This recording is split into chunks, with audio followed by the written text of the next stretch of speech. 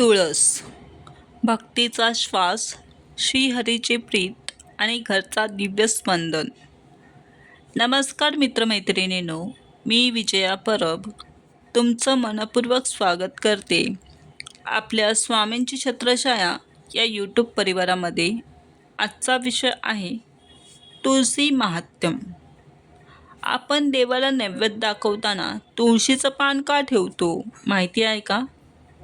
तुळस ही केवळ एक वनस्पती नाही, तर ती पवित्रतेचं आणि भक्तीचं प्रतीक आहे. तुळशीच्या पानामुळे नैवेद्य अधिक सात्विक बनतो आणि तो देवापर्यंत लवकर पोहोचतो, अशी श्रद्धा आहे. शास्त्रानुसार तुळस वायुमंडळातील सात्विकता खेचून घेते आणि ती वातावरणात प्रसारित करते. म्हणूनच नैवेद्यावर तुळशीपत्र ठेवल्यास अन्नाभोवतीचं वातावरण शुद्ध होतं.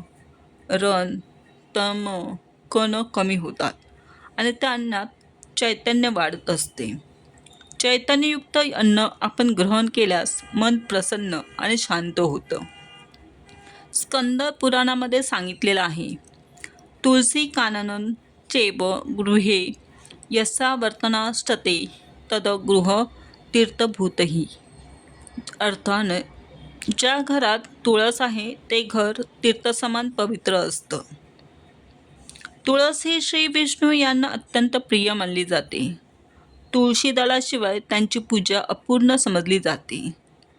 पद्मपुराणमध्येही तुळशीच्या महिम्याचं वर्णन आहे. सुवर्ण आणि रत्नांपेक्षा तुळशी दल श्रेष्ठ मानले आहे.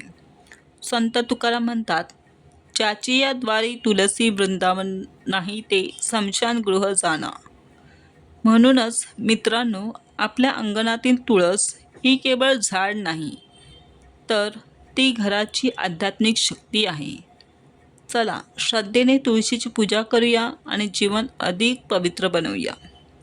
जर ही माहिती मनाला स्पर्श करून गेली असेल तर स्वामींची छत्रछाया या चॅनलला सबस्क्राईब, लाईक्स आणि कमेंट्स करा आणि आपल्या प्रियजनांपर्यंत जरूर शेअर करा. पुन्हा भेटूया नवीन विषयासह. तोपर्यंत हसत रहा, आनंदी रहा आणि म्हणत रहा, श्री स्वामी समर्थ.